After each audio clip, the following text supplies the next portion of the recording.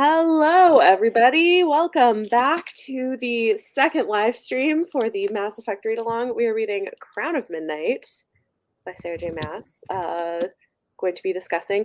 We will try to do like a little bit of a less spoilery start of this, but this is largely going to be a spoilery discussion. And yeah, be interesting see where we're at. So maybe we can go around everyone should be linked down below. Izzy's not here this month. She should be with us next month. But if you want to introduce yourself, first time or not first time reading the book, and like if you want to give whatever kind of big picture thoughts, and we can just go clockwise. So Ingrid. Me? Okay. Hi guys, my name is Ingrid. This is my first time joining. I couldn't join last month. Um, anyway, this is not my first time reading Crown of Midnight. I've read the series probably like I would say like close to 5 times around. Yeah. But I'll be honest, I always skip this book because it's just not my favorite. So I do read the series like entirely, but I pretty much skip this. I think honestly, this is my first time actually rereading this book. Wow, hmm interesting. And did it still? You still were not as much a fan of it. Okay, No. Jess. Hello, friends. I'm Jess. This is Merlin. She's gonna be here. You're gonna hear her. She likes to rub her face on the microphone and purr. This is my second time reading Crown of Midnight, but this is as far as I ever made it into the series. So from here on out, everything is all new to me. And for me, so much happened that I forgot happened. I mean, it's been a few years since I've read it, like probably 3 Jess, your audio keeps going like in and out. So I'm not that's sure. rude. Sorry. It's not you. It's not rude to you. Oh, let me see if I can find ways. It like gets louder and then quieter. So I'm not sure if it's the cat or if it's like something. Can you go over here and play for a little while? Thank you. Anywho, anyway, what was I doing? What was I saying? Everything after this is new. Yes, and I didn't remember much from this book. And I was not surprised by things, but just like shocked at how much information was packed into such a tiny book. Yeah, fair. Isabella. Hi, I'm Isabella. I've read this book many times. I don't know how many. But the first time I read it, like when I was a teenager, I like was obsessed with it and thought it was like way better than the first book.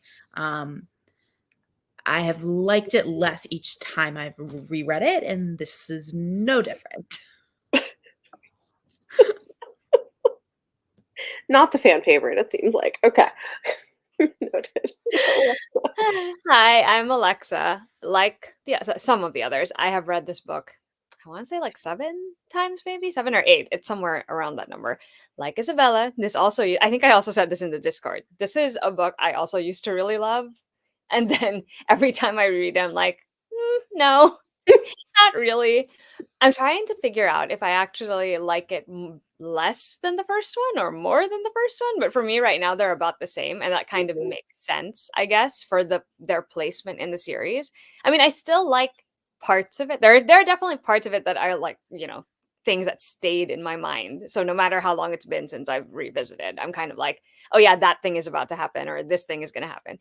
But yeah, this time especially for some reason I was like, oh, I don't know what it is about it. And you know what? Oh, actually, no, I have a theory. I think it's because now more than ever, I'm like, wow, this is very, very, very young adult. And not in the like nice young adult way. I don't know how to explain the difference between like what I think is a good young adult and what is a not so great young adult. This is more like leaning towards the not so great for me. I think it's just maybe it's also because I've read so much since I first read it that I'm kind of like, okay, I've seen other books do not the exact same storyline, but like similar tropes or similar plot things, and they've done it in ways that impressed me more. So that's probably part of it too. But like, I'll always have a soft spot for this book because from the beginning, Kale was my favorite. And he plays a much bigger role in this particular book. And while it's not like, while this time around, like reading it, I'm like, oh, I have thoughts, and we'll get to that later because it's a little spoilery. But like that, I think that's why I'll always have a soft spot for it because at the time that it had come out, I was like, oh, he finally gets more time doing things versus like he's technically there, but it was more about Selena and what she's up to. I mean, like, I don't dislike it. I haven't quite hit that point yet, but it's also definitely probably it's probably my least favorite or the second to the last on the list at this point. Now that I've reread it again. Yeah. And so recently. Yeah. Yeah, I don't know. This was my first time rereading it, and I don't think I think I liked it a lot better the first time I read it. It was fine. I mean, I like there are parts of it that we get a lot of interesting information, and there are elements of it I like, but I think you're right. It is very YA.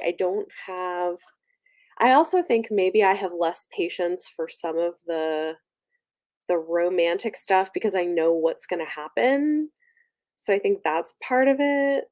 Um, I don't know. We'll get into all of it. But yeah, it's also not my favorite of the series. I'm not sure what my rating is. I think it's like a 4, 3.5, 4. It's like right in there somewhere for me. But okay, so where do we go with this? I guess okay. First, why don't we talk about like the romantic arcs in this book? I feel like that could be a very brief discussion. I'm kidding. I feel like it just in conjunction with what I was already saying, this felt like the height of like, oh, okay, I really enjoy the romance. But now that it's a finished series, now that we all know where it goes, or we will know, Jess will find out, or either will find out or already knows because the internet. um, you know, it's so weird reading it now. Like it's like I can't take it as seriously as I maybe once would have. Because I'm just like, Yeah. Oh, this is so interesting. Okay, I'm curious. You said you like this book more than the first one. Have you read further in the series, or is this your first time reading it? I would like to know that. I also bit liked less this one better than the first one. But I have a theory, and my theory continues to be that I think it was far into this book that she was still releasing them by chapters on Wattpad, I think. And so I wonder if that's why it feels so like bad YA. Mm. Because, when we used to read those stories or write those stories, you tried to have like something major happen at like the end of each chapter so that they would come back in the next week or whatever. And that's what the whole back half of this book feels like. Like you keep like something major happens and you think it's going to be the end of the story, and then you're like, I still have 40% left. And I think that's why it feels so like it continues to like go on and reads very YA, because I think it was through like the beginning of the third book is when she stopped writing them by chapter and then took them off of Wattpad and started to publish. That's very interesting. Yeah. Yeah. I mean, I don't know. I think I'm trying to find the quote because one of the quotes I like highlighted or whatever on my book is at the very end of this, and can I say spoilers for this book or not yet? Let's wait a little bit. Okay, so it's at the very end when we find out the thing that we find out at the end, and then Selena says to Kale, like, it doesn't matter. It's always gonna be you. It's always been you. And I'm like, really? Since when? Yeah. So then I'm like, okay, but The thing that I like about Sarah J Maas is that the books and the series, they do this over the top, like, great acts of, like, love and things, and I'm here for it. Like, I kinda like it, you know? It's Mhm, so over the top and, like, Selena is, like, so confident, like, overconfident, but it kinda works for the mhm. book, you know? I can see that. Yeah. I mean, I think on a structural level, I think this book does what sequels like are supposed to do, which is why I think like feel like I enjoyed it less than the first book, even though it has some of the things like in a book that I prefer that the first one doesn't. But like it expands the world, it raises the stakes.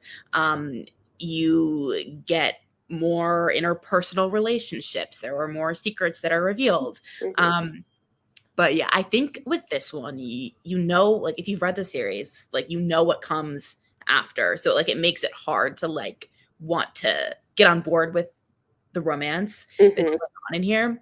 But I also think that one of the issues, at least that I found this time, is that like without saying any spoilers yet, there's such a short period of time that the characters are actually like romantically involved before it like everything goes blows to up. shit, Yeah, and it never and like you know like it never is the same again. Like they never reconcile, at least in this book. Like yeah, so I think that part of the issue is that they needed to be together longer so that there was more of an emotional impact when like when they get like ripped apart, because I'm like they were together for like 30-40 pages and then never again.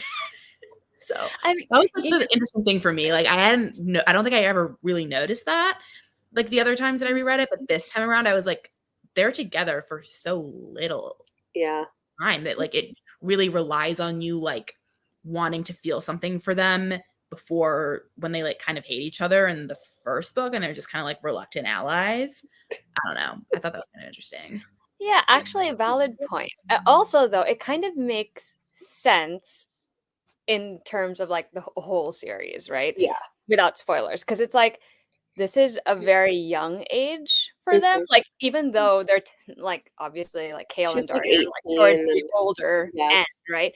They still feel really young in this particular, especially in this book. Like the first book for sure, but like this one also. I'm like, and you know what? It kind of makes sense that there's like a little bit, like Ingrid was saying, like there's a little bit of over the top there because like at that age, sometimes it is like that. It's like yeah, you're so passionate, you're so into it, and it'll be so fast. And it could be that fast. It could yeah. be 30 to 40 pages. It could be like 1 week. I don't know. It's But true. I guess in some I never thought of it that way, but it actually kind of makes sense for like where they are Yeah, in terms of what's happening. But that was actually one of the things I remember this time around when I was reading. I was like, wow, they really feel young. And it's not a that wasn't really anything that turned me off per se, but it was just like something I noticed more. And obviously that's because I'm like a lot older than I was when I first read it. But it is interesting because it does read like sort of how you would expect someone at that time and age, and considering all that they're dealing with, like everything that each of them has on their shoulders at that point in time. I'm like, you know what? It kind of makes sense that all of these big things are happening to you and you're having all these big feelings and you kind of don't know what to do with them. mhm, Haven't decided either, like, especially for Selena, I guess. And this is less about the romance and more about her. It's like she hasn't really decided what she's doing. Like she kind of says she has, but then she hasn't really because she keeps going back to thinking about other things. And of course, she has other people around her making choices that don't align with what she thinks. Like, ooh, you can't live your life like that. Like that's not a good way to live it. So I mhm. think it's an interesting that from that perspective, it is interesting, but it is still like it's still not as good for me as it once was. I do agree though with the comment that you post, like the comment you shared, Bethany. I was like, I agree. The second half is really fun because it. I say fun, but like what I really mean is just like there's a lot going on There's a here. lot that happens and Oh a lot wow, you what's learn. next? Yeah, Oh wow, what's happening? And like even though I knew, I was also kind of like, yeah, it does pick up because the first half is a lot of like the relationship griefs and and like all of these yeah, things that are getting woven into this No, book. I yes, agree with everything you're saying. I just think like it would have had a more of an emotional impact if like their relationship had lasted longer. I can see Because then that. it's like they're together for so little time that it's like I almost didn't have time to enjoy it. So that like when it's like ripped whiplash. apart, it's kind of like oh well. Yeah. Yeah, They were I friends, do like- agree with you, Isabella, like, because I was thinking in this book, like, I actually felt bad for Dorian because he seems to be a lot more emotionally invested, and they had the relationship in the first book. And then in this book, she's kind of just like, nah, I don't want to be with you anymore. Like, I'm not all about Kale. And Dorian's just like, yeah, I guess. And there's a line where he says something like, oh yeah, like I have to go do this with the girl I love, and he knows that she's with Kale. And I'm just like, damn, poor Dorian, he's got left behind. But I feel like all of that feels very like high school romance, Oh you yeah, of know? I mean, course. like that's what Mhm. it's like. So I don't know. It's interesting. I, without being too specific, one thing that I do like about what she did with this is that she has love interests that go to the point that they go for Selena that aren't necessarily endgame. And I guess I like that conceptually for a YA book, that like to have positive experiences dating and in these friendships and intimate relationships before you are ready to be with the person you're going to be with. So I like that for it being YA. Yeah, I even though I know like where things go later because the internet exists, I can read this and look at that relationship as like they're young and this is a learning experience, and I can enjoy reading this relationship because it's fun in the moment and also they are both going to learn and grow from the experience of it. And I think it's good to have that representation in YA as far as like how often have you read a book series where like it's a 6-book series, they meet on the first page and like they're together the entire time, but they're like fighting evil forces, but also like having to kill their friends and do like all these weird things to try to make it so that they can stick together forever. And you're Yeah. like, maybe that's just not a healthy relationship. I don't know. I could be Mhm, wrong. And I mhm. feel like maybe not. Yeah. So I like that it's like you can have these strong emotional feelings for this person, but then also realize at the end of the day that that may not be the right relationship for you as you both grow and become new people. I also like kind of on a different like I also like how she like in a YA book kind of chooses to portray like a physical relationship. Yeah. I feel like I listened to a podcast, like I think she was on Sarah McLean's like Fated Mates podcast, and she was talking about how like she had to like really fight for that stuff to be in here, and how she had like a line in there, I think like about Selena like feeling sore, and she was like, and they're like, nah, not for YA. Just ironic considering what they ended up letting her publish as YA later on. But I thought that like that was, that's like an important thing to be in, Mhm. YA. Like nobody says it has to be Well, like and it's like it was a positive experience and there was very clear consent. Like it was, Yeah. And she's and like it's not going after like getting contraception and like, being yes. safe. Yeah. But it's also very vaguely described. Like you don't get like detail of but what's. Yeah. Yes, it does seem often that game relationship is introduced in book one and there's not a ton of yeah, no, I agree. But also I think this is what makes it more interesting and key, especially for a longer running series, because I've also read books where that's what happens, and then there's nothing interesting to do except have more conflict in that relationship, you know? In like I'm thinking of like Iron Flame, for instance. I haven't read it, but I have heard things. I'm So just saying, so yeah. but Well, it's I kind of feel like like long go running ahead. TV series where, they'll have like a will they won't they couple as like the head of the TV show and they'll both date other people, but like the second that couple gets together, the TV show goes down the tubes. Like, but in books, they like meet on page 1 and they're together forever. Yeah. That's true. So Yes, different. Iron Flame, the book where they have the same God. argument for 500 pages. I mean, yeah, I still basically. haven't read it either. Oh my Find me. gosh. I've been hesitant. I do want to go back to Dorian for a second because I agree. I'm like, poor Dorian. Like, it's funny because like in this book in particular, it was more noticeable to me how Dorian was like dealing with things, and I'm like, poor Dorian. I'm just like, you are getting ditched by the girl you love. You are getting ditched by your best friend. You literally have no other allies in this castle at this particular junction in time. Like, you and Nehemia are friendly, I guess, but like it's not the same, right? Yeah. Bad friends to him. Child, no one is like with him or talking to him, and It's sad. Well, and then he's going through all this stuff on his own with discovering he has magic, and like that's a this whole. poor child. I'm just like this whole time. I'm like, oh my god, Dorian, I'm so sorry. They were And you not had to was be all very like, alone. friends. They were bad friends to him. Like, they were terrible friends to him. Yeah. Sorry, like I like obviously the two of them, you know, have thoughts about that later. But I'm like, you guys are terrible friends to him right now. And you know what? That also makes sense because if you're too caught up in your relationship at that age, you probably forget you have friends. True story. You're literally like very realistic representation of that time It period. in really life. is. Yeah.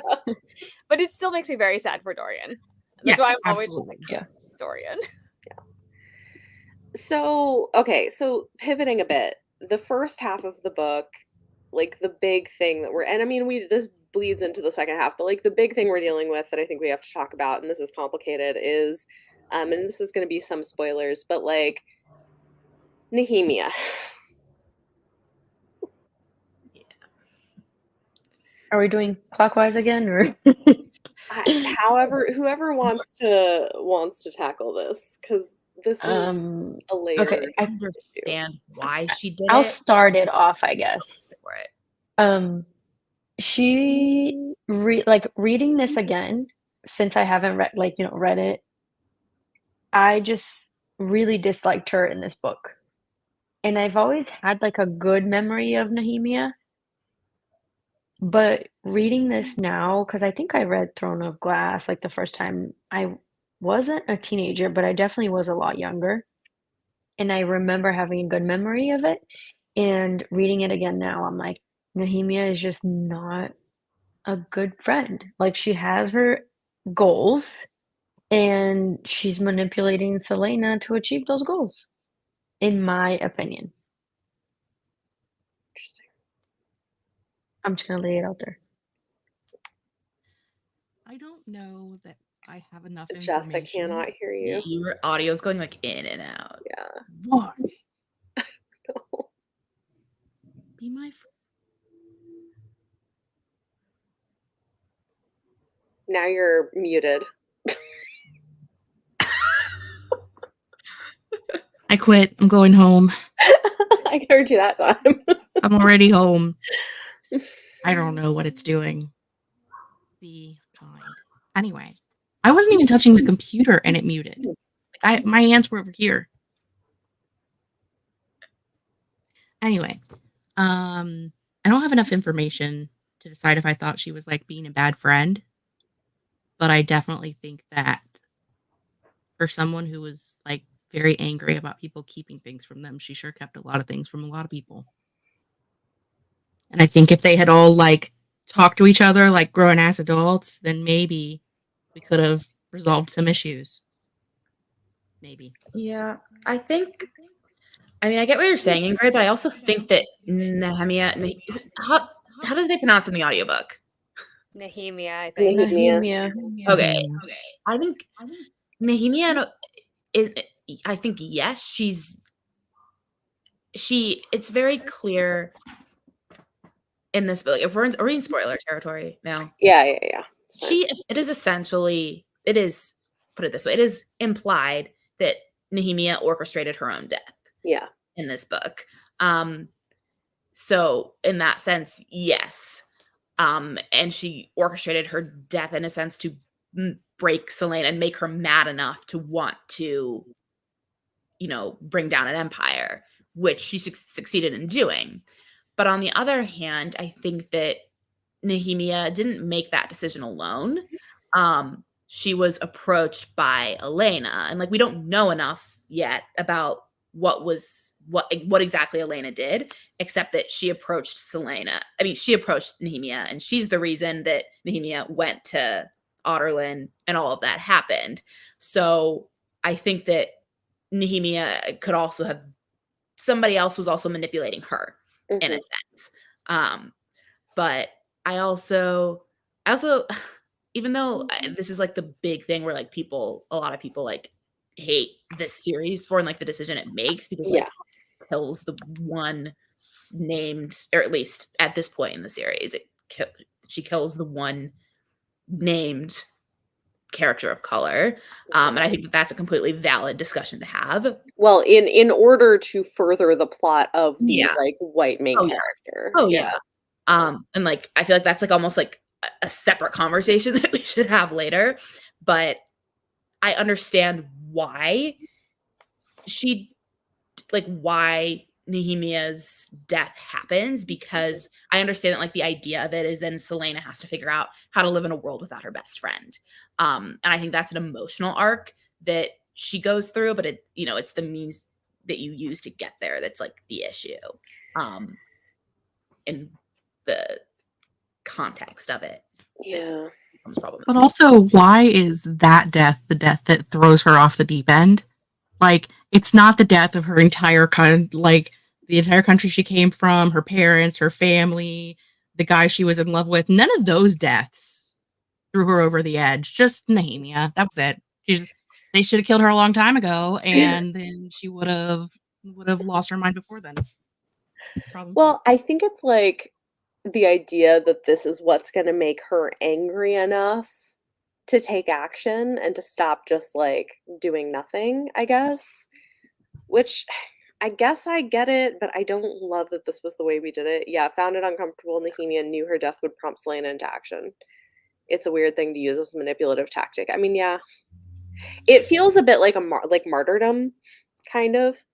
And I think it's kind of framed that way as well, because you have that like cut scene of the girl in the mines who like decides to like sacrifice herself by killing her, like the person overseeing her. So it does seem like it's sort of setting her up almost as like a martyr to start a revolution kind of thing. No, I think I agree with that assessment. Actually, I agree with a lot of what everyone has said, really. It's like I didn't love that Nehemia was keeping secrets, obviously. And I understand why she was doing it, though. There's obviously very good reasons to make sure like you are trusting the right people with information that could potentially get you killed, right? Even though eventually at the end you're orchestrating it so that, or you're, running the cog so that the thing will happen. It's a complicated feeling because it's like it's like a martyrdom. It's a catalyst character. You just literally just had her in there to trigger something in the main character, and that's not necessarily something that's uncommon, because I feel like it does happen in other stories, other mediums. Even there's always that one person that you kind of pin everything to, and I think in some sense, aside from being a person that she just got along with and could relate to, right, for Selena, it's also like she pinned a lot of the good of the world on Nehemia, and like Nehemia is so symbolic. She's got this position of power and she's trying to do the right thing, and I think in a lot of ways it was almost an excuse for something to be like, this person can do it better than I can. I don't need to do it. I don't need to do it. So that probably was part of the reason, like it had to be Nehemia, or Nehemia thought it had to be herself, for Selena. Well, because like I think Nehemia knew who she was. Yeah. We definitely get like hints that that's probably the case. And she's like, I have to do, like, it's a sacrifice, but I'll do it. Because in a way, she is doing it also for the good of the entire world, right? Like, she thinks she's doing everything, not just for Ilwe, although that's like her main goal, but like, it's also because she knows, like, this is a big superpower and this is the thing that could potentially change it. Yeah, about her being, it just also just done not so well, really, that she is the only named character. Like the only named person of color. Yeah, it's not like I think it's understandable that this is one of the big things that gets criticized about the series. Agreed. I get it. I can understand it completely, especially given, especially if you're reading it now, right? Like in a Yeah. landscape where we have a lot of us have learned a lot more. There have been so many things happening. I get it. And like, you know, it's a complicated thing to talk about because like it was what it was at the time that it happened. And then it wasn't even a thing that we all agreed on either because we were kind of like, this is a big, like, this is the big choice that you made here. Yeah. Yeah, obviously the further we get into her work, right, there are going to be more times when we're going to see things and address things like this. But like, this is the earliest one, the biggest one at the time that I could remember. And Yeah. yeah, and even though it makes sense given how she positioned Nehemia in the story, what kind of role she had, like it not just her, you know, race or that she was the person of color, but like she happened to make her the princess of another kingdom. I don't know. It's weird because like on the one hand, it kind of makes sense if you're looking at it from like this is the character in the story, but if you're looking at it on a well-rounded like and you take it out of that, it's a little like still though, you know. Yeah. I do think there could have been another way to do this. Yes. I don't know how though. That's actually an interesting thought because I don't know. Maybe talking would have helped. I don't know. Well, But yeah. I Maybe. don't know. Well, yeah, I mean, communication might have helped. But also, like, even the threat to her life and sort of like that, all of that, the things we learn about Archer and everything, like, coming out, I feel like even all of that coming together could have pushed her. Maybe. That's true. Maybe Nehemia didn't have to die. Maybe. I don't. I don't know. Selena in these first two books, like I understand the girl has been through a lot. Like she's gone through like things in her like horrific things in her life. She's has a lot of repressed trauma. Yeah. But she is somewhat of a selfish character. Like she has a lot of selfish tendencies. And I think that is like a large part, and that's kind of what the falling out that she had with Nehemia right before her death is because she's like, you're a coward, like you're so like you want to like live in peace, like you're content to like just, you know, kill these people for a few more years and then you're free and then you can go live your life, like not thinking about all the people that you left behind. So I don't know, I feel like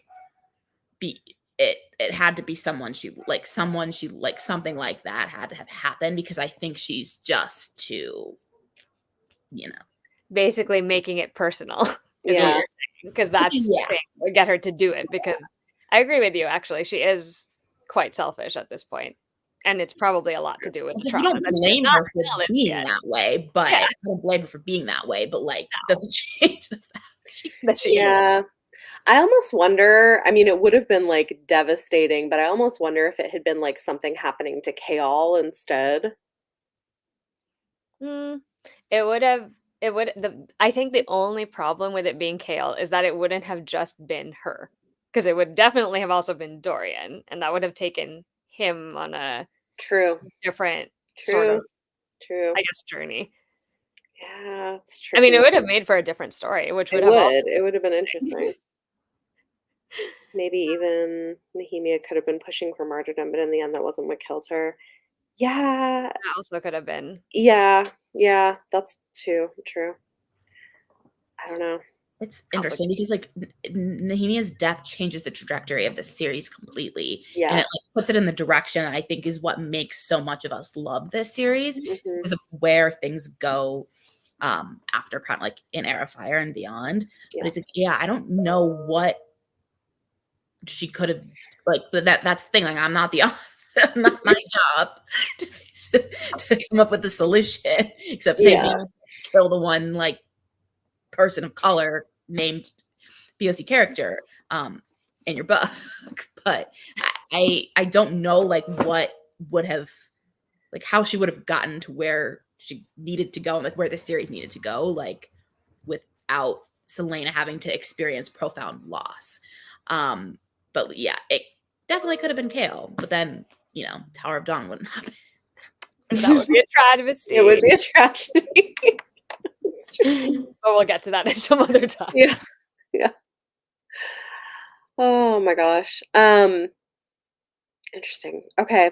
So what else do we want to talk? Because there ends up being so much that happens. We get so many revelations Mhm. about the world, about what's really going on, about who Selena actually is in this book. And I had forgotten how much gets revealed in Crown of Midnight. Can I just say that the first time I read this, I didn't see the twist at the end of the book. Like I didn't see it at all. And then this time I'm like, were you stupid? Like what happened? Like there's so many obvious things that they're like screaming at you like this is who she is. Mhm. And I just like missed all of them the first time I read this book because I was surprised to say the least when I first read this. But it's fun to read it again and see all those hints. I think most of the stuff that I, like, tabbed is, like, Easter eggs about who she really is or, like, even things that are gonna be relevant in the rest of the series. So I quite liked that aspect of this book. Yeah, same. I think when I read this the first time, all of the books were already out. So I already knew everything. Like I already knew where things were going.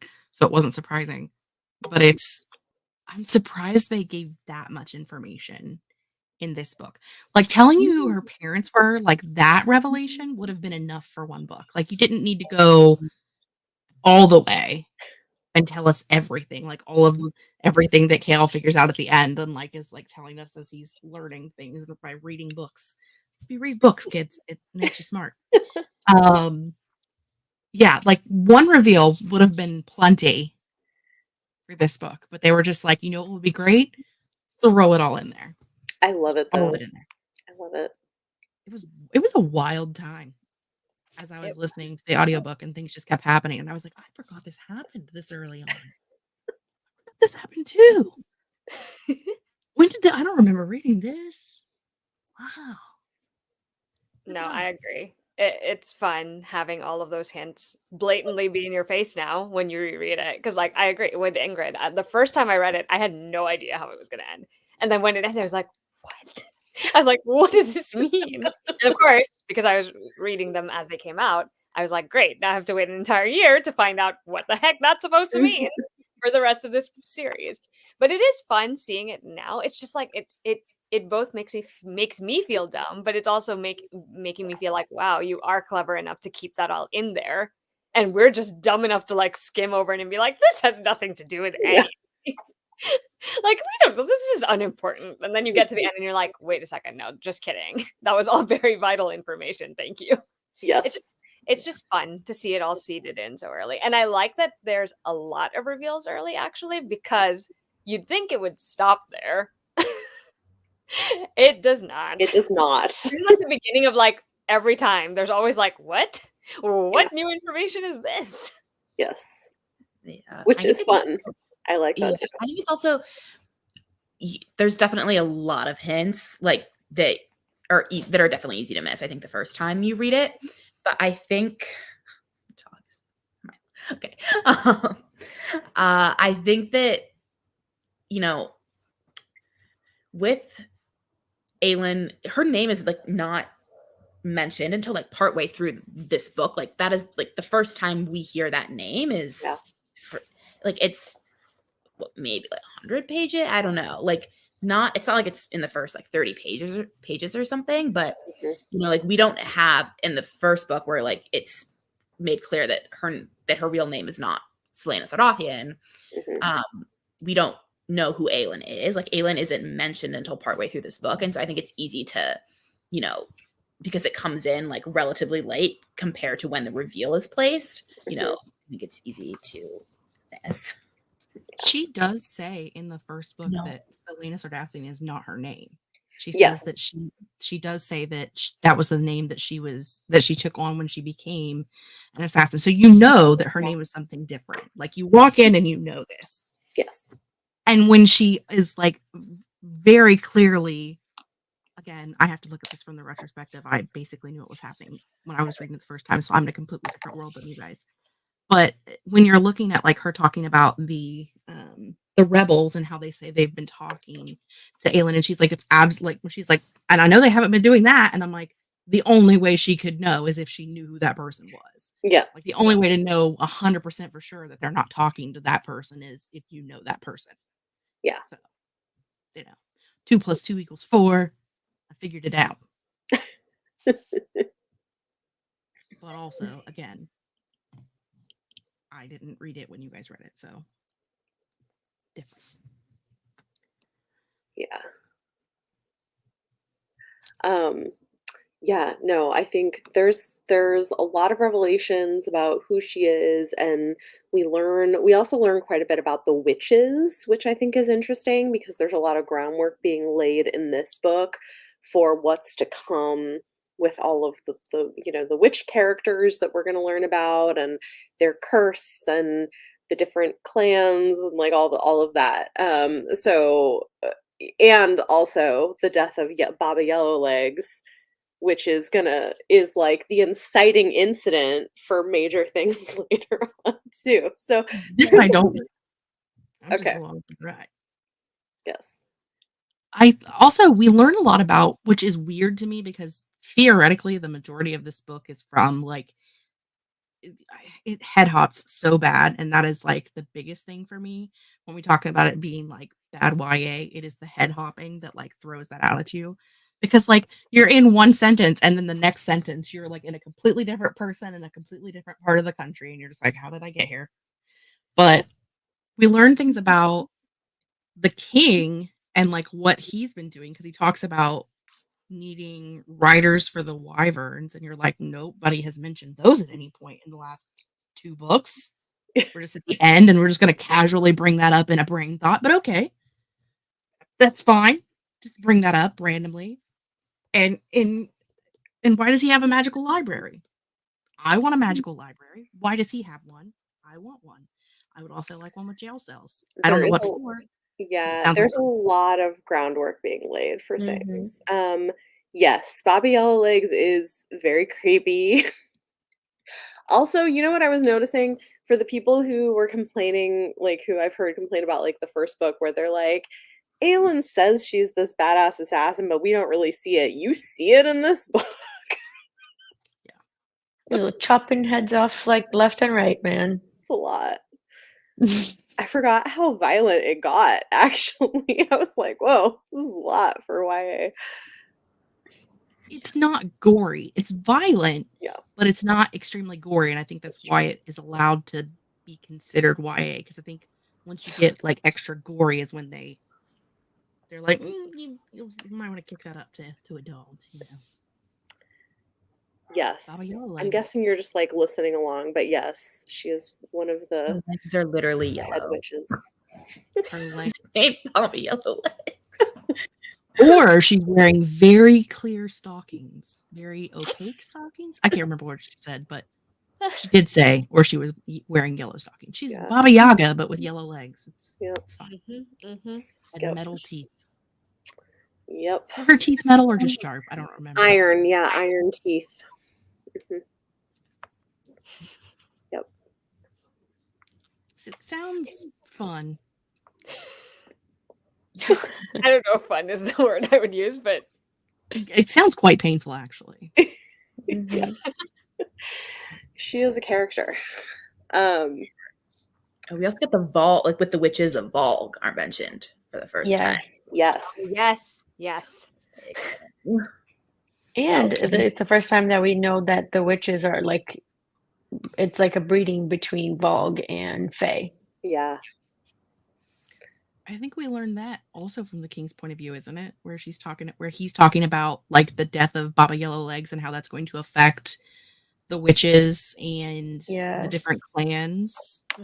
Yeah, she mentioned it earlier, like when she's talking to Selena, she mentioned that like, how the Kraken witches like took after the Fae, and like at least because we know like based on who one of like the main characters becomes later in the series, that like not all of them after the Volg, but like the Iron Teeth, which is like took after the Volg, and the Krakens after the Fae, and like interesting history of the world, which is one of the things that I do like about this book, is that the world is expanded. Yeah. I think that's the only time we're ever in these two books in the king's head too, is just like at the end where he's just like telling all of his tea. Yeah. Which is a choice from a storytelling perspective. You had two whole books. I We're don't gonna like put you in his head. super mind it, but like, I mean, yeah. I didn't mind it either because I got to learn things that I didn't know previously. Yeah. It's just funny that that's the way we chose to do that. I need the people to know these things that only this person knows. I guess we're going to head hop to him. Yes. She wants you having more questions than answers. She wants to torture you because like every time the king, like in both of these books, he like says stuff that like doesn't make sense with the information you currently possess. Like eventually it does, but it's still like you're still like, but which why? is really fun to read it now though, like because there's so many like little things dropped for the future of the series, you know, and for where things are going, and like hints that you would miss really easily on a first read. Yeah, and even the whole end of the book is like that, right? Like the whole end of the book is that. Oh, are we talking about that now? Yeah, let's talk about the end. Are you talking about the ending sequence? Like the Yes. real, like, are we talking about the action ending sequence, you know, with Kale and being an idiot? Well, with like the labyrinth and you know, and you know the thing that happens, the thing that she does, that thing. Okay, so you know how I think in the last live show we were already talking about it, how it's like for most of us who are reading it coming off of like having read the later stuff she's come out with, of course one of the things we're all looking for is like, how does it connect? Yes. And I'm like reading this and I'm like, it's right there. It literally explicitly says it in this book. And I was like, I don't know if you did this on purpose. I don't know if it was just like you came back to it and were like, oh, I'm going to use that. But it's just like at the end when they're talking about that, when they're talking about how like, you know, you can open doors to other worlds, you know, same thing. And she does it. Yeah. And you're just like, it happened that early on. Yeah. She's just like, it hurts my brain. Yeah. By accident. It was always there. Yeah, it really hurts. Like that line she says where like the worlds are like on top of each other. Right? And I'm just like, what? I'm like, what are we talking about? Why are we talking about this so early? I call that too. And again, haven't read anything else, but no logistics. And I was like, wow, she really put that in there. But you would never think that it was going to exist the way that it exists. No. I mean, you could think that it would exist in a way that like more of like a parallel universe where like the same people existed but in a different like dichotomy. I don't know. Yeah. But like, no, that's not it. I don't. It was weird. What I want to know, speaking of linking to Crescent City, what I want to know is the Vogue. Are the Vogue the Hell people or the Asteri? Or That's my theory. Didn't I text you that on Instagram? I was like, when I was like, I really want to read this because that's my theory. I'm pretty sure the Vogue are the princes of, or like some of the princes of hell are the kings, the Vogue kings of this book. I mean, I think that would make sense. So then the question is, how do the Asteri play a role? Are they the gods? I don't know. Because like she has these conversations about like, oh, you know, sometimes these things come through when the gods aren't paying attention. Like Baba Yellowlegs says that. Like, are the Asteri gods that are just like only occasionally there? Like, is there? It makes me wonder if there's lore to this world that like we may get if she writes more in the series. You know what I mean? Publish the World of Throne of Glass. Maybe she just waited until all of this was done so she could do that. No, I don't want to say this because I'm going to spoil stuff for Jess. Never mind. Go ahead. I'll say it later. I might already know it. Honestly, isn't there like a part? Like I think it's the last book of this series that they're talking about. I won't spoil too much, but Selena is talking to someone about the gods or to the gods, Yes. and they tell her something about the gods like having gone away. Like she think mentioned something about the gods being there, and then now they're not in Oh, the yeah, world I think anymore. so. I don't remember the specifics, but I think I remember the part you're thinking of Interesting. specifically. Yeah. So if Yeah, that's so I mean, true, that could be. yeah, that It could could be be what that the you're gods saying. are the Asteri. That would be Yes. really interesting. Oh my god. gods. I don't know. Stressful. They're magical. They're like the magical version of sci-fi of like they're basically intergalactic parasites, but they're like except not a science fiction. They're like except they're magical rather than like yeah. you know. Yeah. At first I thought they were the Vogue, but like now I'm not. Now I'm not sure. Like I don't think they're from hell because like there's only a certain amount of princes, and we know like two of them. Well, at least one of them is good. Adis. One of them is. We know 3, right? From the Crescent One City. of them does things. The others are like chaotic neutral. Yes, one of them, but yeah, one of them is for sure chaotic neutral. Like the one that was half kind of Hunt's father. Yes, that guy. But I don't know. But hey, the Asteri aren't. But what is it? Oh, yeah, the three Valg mentioned with the word keys. That also makes sense if only 3 of them crossed over, because there are Right, because there's 7 total, right? Because they wouldn't necessarily tell them everything about their world. Right. Yeah. But it's also what is also interesting is that again, we're like now we're in like spoiler territory for like all the books, but Maeve, who is also mentioned for the first time in this book, or more than once, is said to be one of the 3 like Fae sister queens, and in fact she is a Vogue queen she's like a demonic Vogue queen.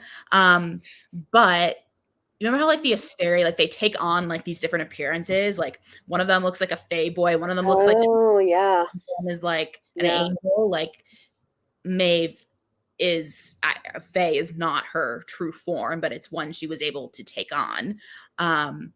And it's also, when you think about it, like the Asteri or the Asterian Midgard, but in the Akatar world, which you don't know what it's called, they're the Daglin.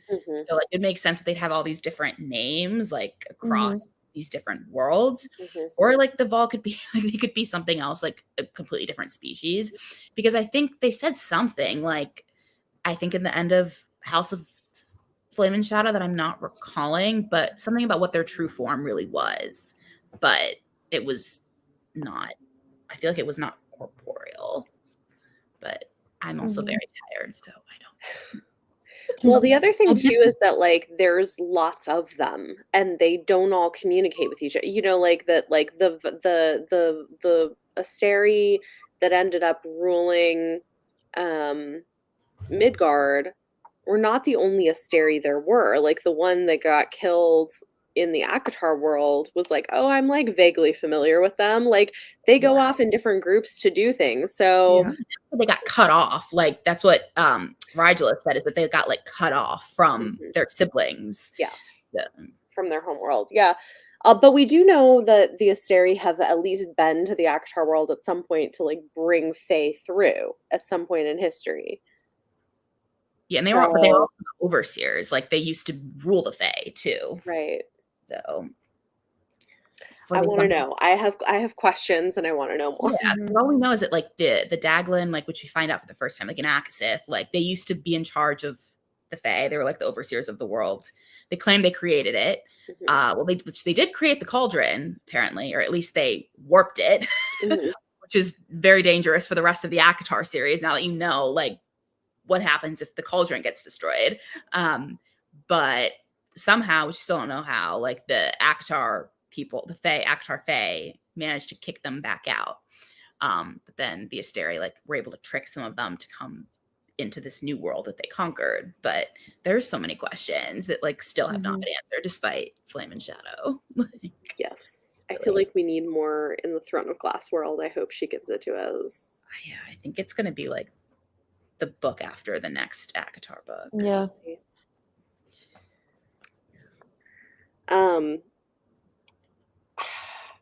Okay, so like other big things in this, we see Selena's Fae form in this other world for the first time.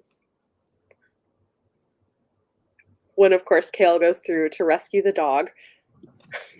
The dog lives in this one. Redemption arc for Kale.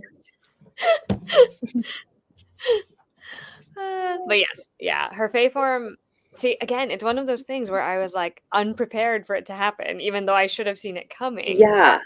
Right. But when it happened and I read it for the first time, I so distinctly remember just being like, I had to set down the book and be like, what? Like, what is even happening at this ending? Yeah, and then it kind of cascades from there. Like, there's so many things back to back that everyone is finding out about each other in this one moment in time. You're just like, oh, so much is going on. Yes, agreed. Yes, Fleet must be protected. Fleetfoot. I remember the first time I read that scene, I was like, is she a vampire? Like with Why the is her teeth elongated long? canines, you know? Oh my god, yeah.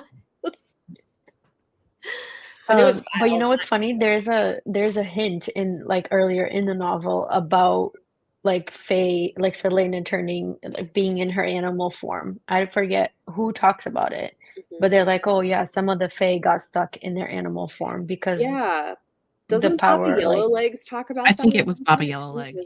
I forget. I because she was talking should have about how done a better job of like differentiating the colors because now I can't tell. Oh, what's we're the what. same. Mine is useless. Like I can't even tell. Yeah, I mine feel are like just I have no random. idea what I'm putting to I at this just point. matched mine to match the font, so it's literally just. And you know what? That's also fine. But I agree. I think it's Bobby Yellowlegs who says it. It was Okay, because she talked about how tasty the Fae were in their animal forms, and I don't think anybody else would have said that. So True. pretty sure it was her. I Oh, boy. was surprised that Selena knew that she was a Fae, like from her, like Her when she great-grandmother. transforms and then she comes back and she talks about how she knew that part of her. Like I thought that because she was so young that she wouldn't have, like, that wouldn't be something that she would have known about herself. I think it would have been more interesting, at least at this point in the series. Again, I don't know what happens later, but it would have been more interesting to me had she just figured it out, like it wasn't a thing that she knew. But what do I know? Yeah. I mean, I do think what's interesting about the way it's set up in this world is that magical Fae children are difficult to control because they don't know how to control their like, which I think tracks because like little kids have big feelings that come out in these ways. So I think it's kind of interesting to have like magical kids who then like have their magic be uncontrollable when that happens. Yeah. But, yeah. Yeah. Yes. Bobby Lakes, like she wanted someone to unload it all on. Yeah. Like she was talking. Well, she figured she was going to eat them anyway, so she might as well. Yeah. She's like, before I have my meal, let me just give this speech. Someone should hear it. At the very beginning of the monologue, I think Selena asks her, like, what's your price? Name your price. And she says, nameless is my price. And that's like a whole, like, I was like, oh my God. Wait. Yeah, like she tells her straight up, like she knows the whole thing already. Like Baba Yolegs knew the whole thing. Oh my God! I did not clock that. I was like, thank you. I have it like somewhere in here. I don't know what it means, but I heard her say it. Oh my gosh! If you can remember her saying it, it will come to you when you need to know. Like, oh my God! I don't know what it means, but I know she said it. You know, I will say the thing about her knowing that she's Fae, it's interesting because that's the beginning of her sort of facing the trauma that we've kind of referenced. Yeah. Because she's kind of being it's starting to be, or she's starting to get to the point where she's going to be willing to look into herself is, I guess, the best way to state that. And it is a pretty blatant way to make that happen, right? Like, she had to like shift forms and it's like, oh yes, this is who I am. But at the same time, it just makes sense, I guess, is when you get into the next book, because it starts another arc for her, is what I want to say, without spoiling what comes next. Which, well, the very end of the book, right? We get the king when we have the king's perspective. He has figured out that the word mark that appeared on her forehead at the end of book 1 means something like nameless. mhm. Oh. Ingrid, say that. this is great. I know. I'm I didn't put looking that to see together. which page it's on because I know I highlighted it on my book. I want to pick up a book and look and help you, but I don't have one. But the urge to I'm looking. Oh, is that probably like when she says that, or What when are- it says it? Yeah, when she says nameless is my price. Yeah. No, she definitely says I that. didn't And then say- there's like at the end there's the whole thing with the king. If I can find it. I think it's maybe around page 192, 193. I honestly can't remember what it 192. Let's see. Yeah, I don't know. I'll find it. It's when she's talking to Selena. She's talking to Selena, chapter 24, which is page 192. Oh, so like, because like the thing with the king is on page 402, and he says he never learned anything about the mark that had glowed on her head during the duel. The word mark was impossible to decipher. It either meant nameless or unnamed or something akin to anonymous. Mm-hmm.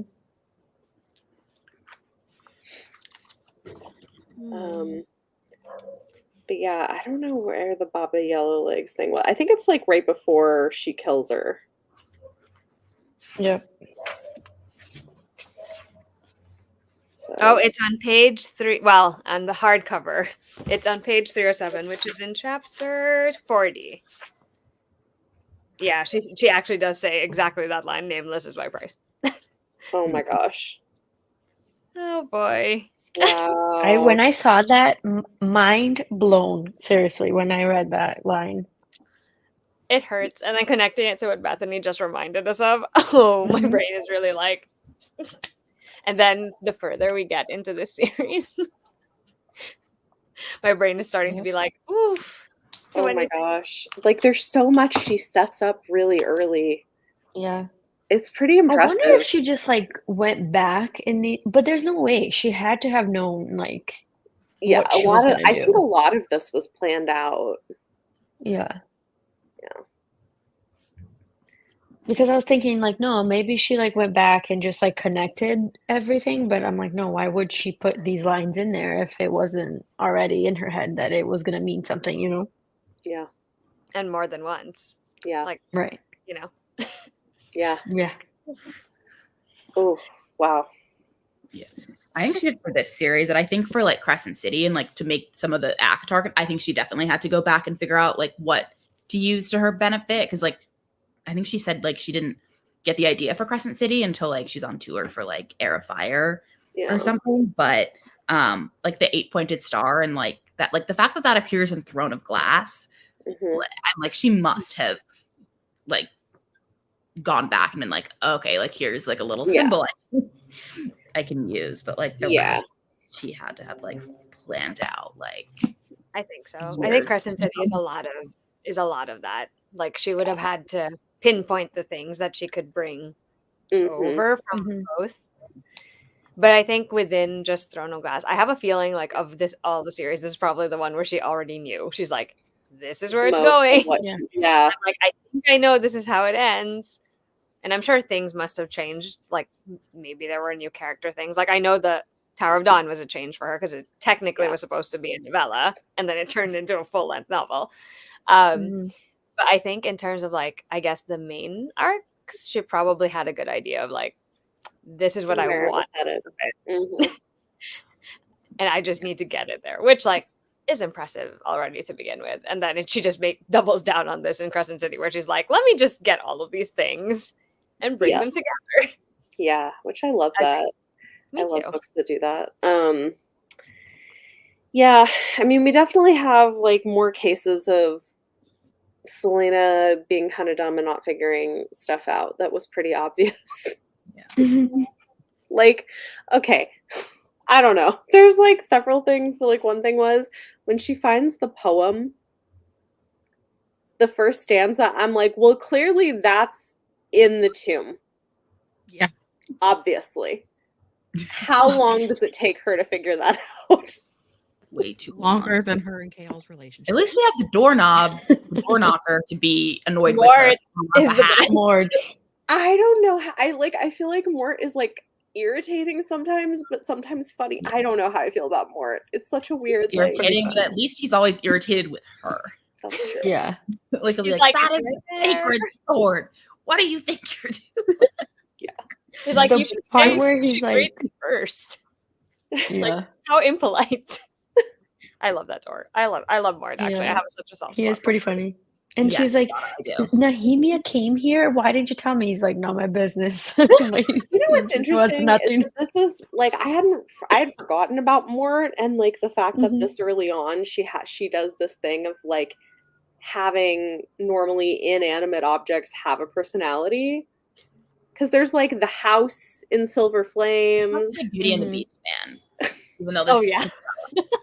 she must be. Yeah. Oh, I'm sure she is. Yes. Based solely on Akatar. Yeah. Okay, we may have talked about this last time, but y'all have favorite series? Yeah, mine is Throne of Glass. Yeah. Same. Mine is Akatar. Akatar is my favorite.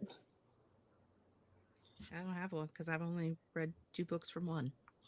When we're done, we can ask that question again. Like, I think it's also Yeah. like if you like more of an epic, like I feel like this series is more like she's a huge Lord of the Rings fan. Like she's talked about that Oh, yeah. like countlessly. Like I feel like this is her like if you're an epic fantasy like Lord of the Rings, Mhm. Game of Thrones, like if that's your kind of thing, like this might be more your speed. I feel like Akatar is like her love letter to romance, Oh, and then Crescent City is kind of her love letter to everything, but specifically to paranormal and urban, Yeah. like the paranormal. Mhm. fantasy. Yeah. So I feel like it's like people are like, where do I start? I'm like, well, first it depends on what age you are. But second, like also, you know, like it depends on what you like.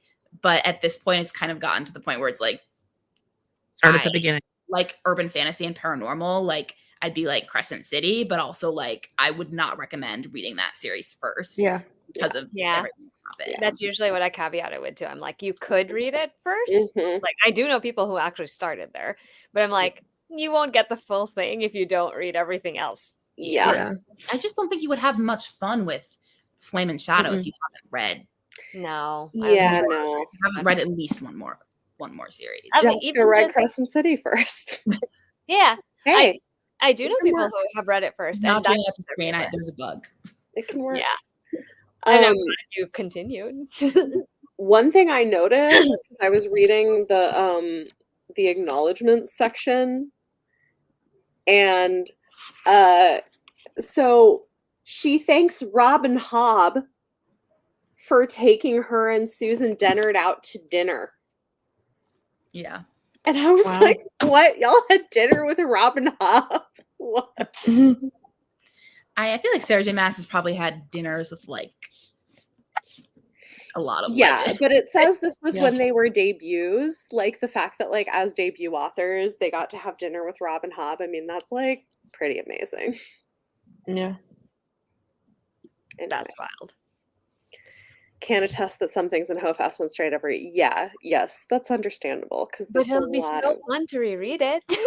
Yeah. You're gonna have so much fun when you reread it, and you'll be Yes. like, "What Yes, is yes. that?" Honestly, the biggest thing in Hofast that like the biggest thing that I was like the most blown away by was the Throne of Glass connection. Yeah, It same. wasn't the Under King one. Yeah, it was was the nuts. Throne of Glass connection for me too, because I was like, "Excuse me." Yeah. I'm like, I knew it was coming, but like, Yeah. hello. Yeah. Which is the other thing I like, because I'm like in Flame and Shadow, like it's mentioned that like in a way that makes it seem like the Fae that came from Throne of Glass worlds were familiar with the Asteri. Mhm. And I was like, I thought that was like Question mark. really interesting, but also I was like, if you're familiar with them, why would you come? Yeah. But It's just like the other thing, like I think maybe I mentioned it on the other live show too, but it's like we know that like the world, like the way that she like first shows that the world, like physically shows us that the worlds are connected, is in the final Throne of Glass book when Selena's falling through the worlds and she falls through the Akatar world, and we know that that happened in Akasif, and Reese is like freaked out by it and like explains it away as being like a comet or something, but we know that that's when it happened. But like at no point so far in any of the Crescent City books has something like that, has like a girl falling through the sky happen. So I'm like, what are the timelines? Like when had this happened? When is this going to happen? Like, Yeah. Maybe the tree fell in the forest and no one heard it. You know, maybe she fell through the sky and there was no one there to witness it. We missed it. Maybe. Could be. They were Could too be. involved looking at each other to notice her. Right. yeah, well, like we know it's like when the city is like modern because of like the way that it's described. So like it can't have been like, you know, before. Yay! I'm glad you're enjoying it. Yeah, like I mean, I like Akatar fine. Like the first 3 books are like fine for me. I'm like the odd person out who loved Silver Flames. I love Silver Flames too. I love It's Silver my favorite. Me too. Of that Okay, series. well, good. This will It's be my fun. effective favorite, but Mist and Fury is I know like, a lot of people don't like it, but I think if you like Cassian and the way that Nesta's story arc goes, then you like it, which is how I felt. I don't know. I I feel think like if you so. don't like It was Nesta, Nesta's you're not gonna like it. Yeah, no, it's true. Well, and the other thing too is I just really like how Sarah, and you get a little bit of this in Crown of Midnight actually too, I think, but I like the way that she does like trauma and depression and mental health and healing. Like, and you see, I feel like the beginnings of that in this book with like, you know, right after Nehemia dies when you know, Selena has kind of a depression spiral, and you see that. Like I feel like you see the start of her tackling that in a way that not a lot of people were necessarily doing at that time, especially in this kind of a book for YA. So that's something I think she does really well.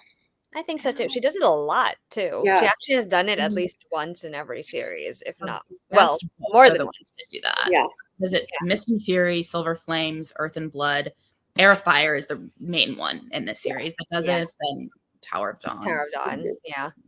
And I like that they're all like, you know, they're all about people dealing with their personal trauma, right? Like personal history, but they're all different enough because they each have they have similarities in how they react to things. But there's also a lot of differences. Yeah.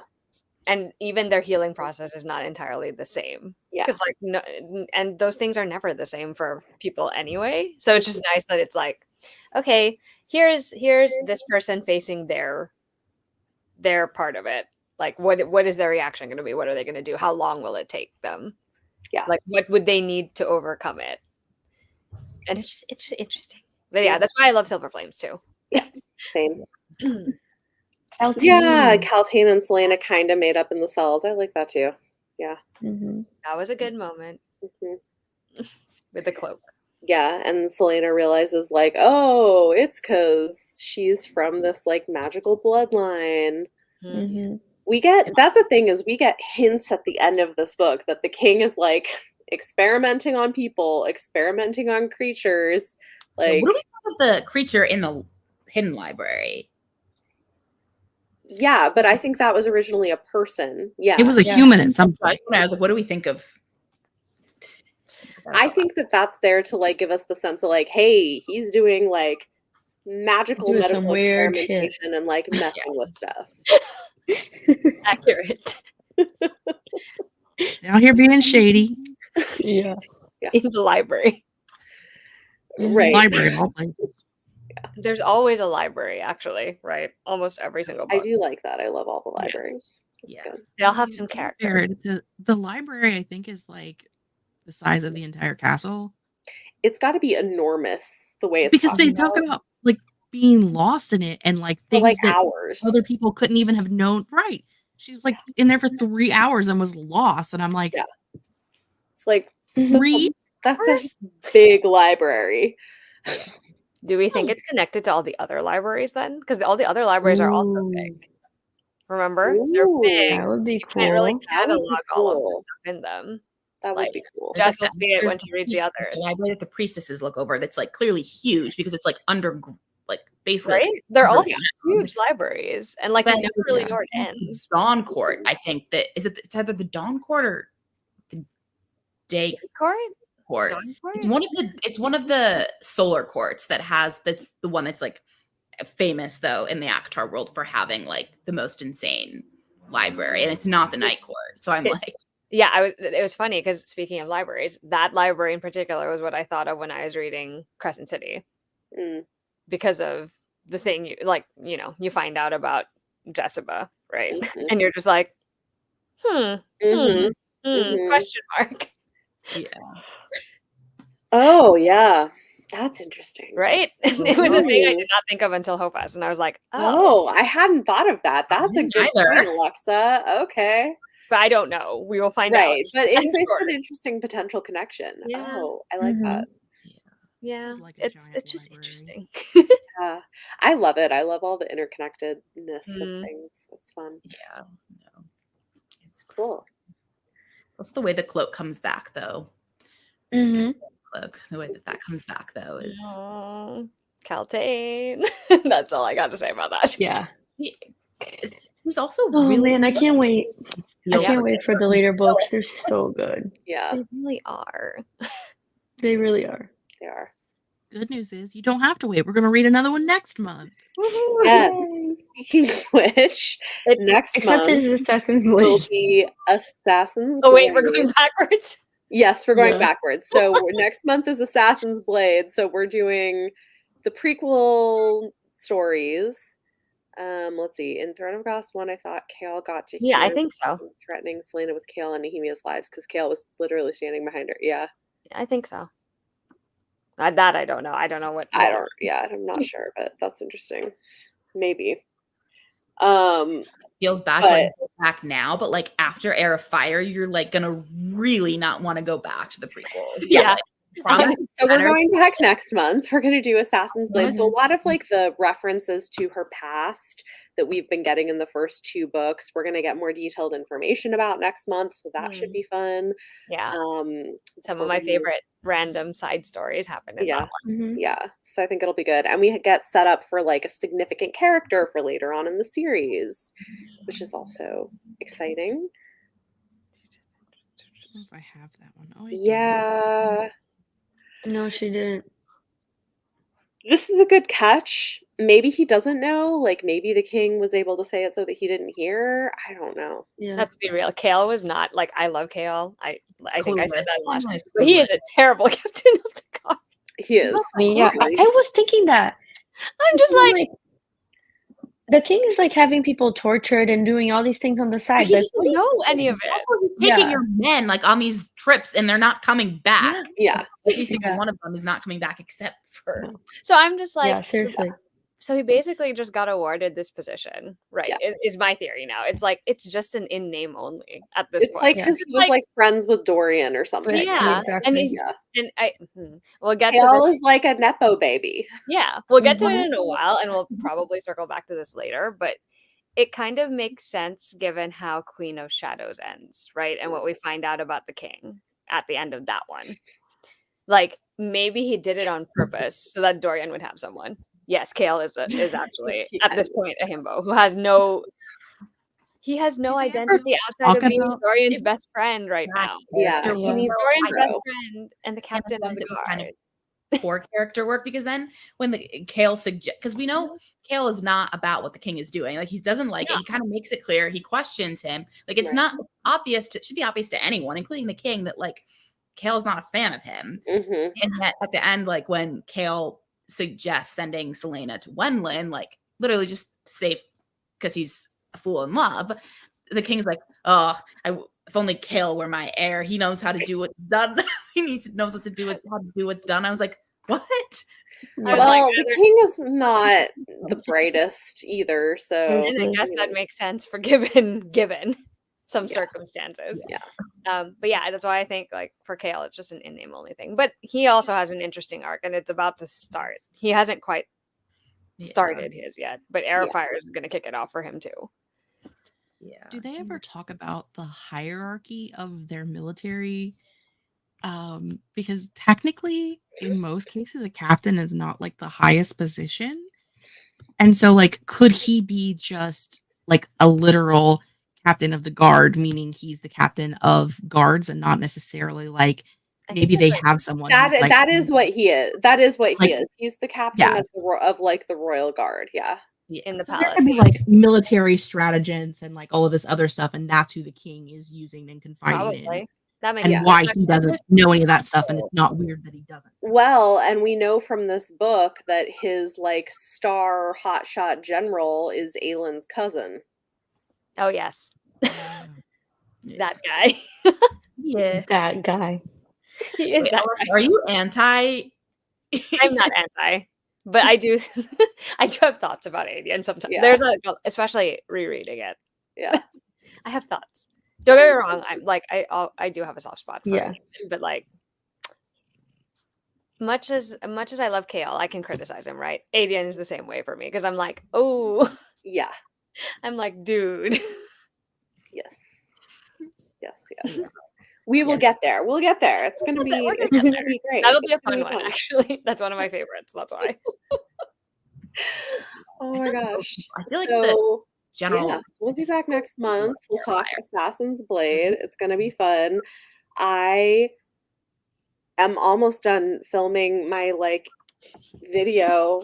That's another like in-depth spoilery recap. It's so long. It's gonna be so long. Wait, I haven't. your tabs. You could last. Oh my god, it's these videos are so much work, but it'll be coming.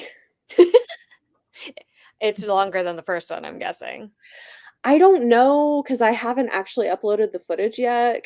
But I'm nervous it might be. I don't know. We'll see. Sure, definitely. Wait till you get to Airfire. I know that's what I was gonna say. I know. Like a I don't know 6-hour what I'm gonna video. do. I'm gonna have to like change how I do this because I can't do this for every. And then when you get to Kingdom of Ash, I don't know what's gonna happen, Bethany. Mhm. That Oh my one's god, so Kingdom of long. Ash. It's gonna have to be like in sections. Thank you. I'm glad Maybe you do them liked by it. parts, because isn't there like 3 or 4 parts in That's Airfire? actually a really good idea. Yeah, maybe do like a There's video like a per part or bunch. something. Yeah, Mhm. they are. They're like there's so much work to do like the in-depth recaps and everything and talk about everything. Worth it though? Wait, I'm so confused. Like, does every like what was ever like people who have read it the series before? Like, what was everyone's favorite book? Like the first time The you read it, first like the time? first time you like having like read the entire series, like Tower of Dawn. Really? Yes. I The love first It's Airfire was for me. like second the, favorite all Sarah of J it. Maas book, though, right? I would say mine was probably Empire of Storms. The Mm, first time, yeah. but it's changed. Airfire for me. When I read that book, I was like, this is the best storyline I've ever read. I mean, I really like Air of Fire, but Tower of Mhm. Dawn. It's so good though. Tower Killed of Dawn it. is so good. Queen of Shadows is my favorite from like the first time. Mhm. Interesting. Yeah, it's interesting. Crown of Midnight was like high up there for a while, and then Yeah. like I already Not said, anymore. not Yeah. anymore. It'll be interesting to see once we complete it all where we stand because I've never reread any. The only no, that's not true. The one book of hers that I had reread prior to this was House of Earth and Blood. I've read twice. So That's a good one to reread though. Yeah. Yeah. I would be curious to see if anything changed mhm. for anyone, like in terms of what their favorite is. That'll be interesting. Hmm. Well, we've been doing this for like an hour and a half almost. I don't know, does anybody have any final thoughts or Let me think. I'm looking forward to Assassin's Blade. That'll be fun to talk about because I get to talk about someone I really enjoy in that series. Yeah. Who I am still upset about. Yeah. yes, it's gonna be fun. So we'll be back in May to do that. Hope y'all will join us, chat in the Discord, and keep an eye out. I will finish that video and you'll have it in a few days. So, have a good night, everyone. Good night.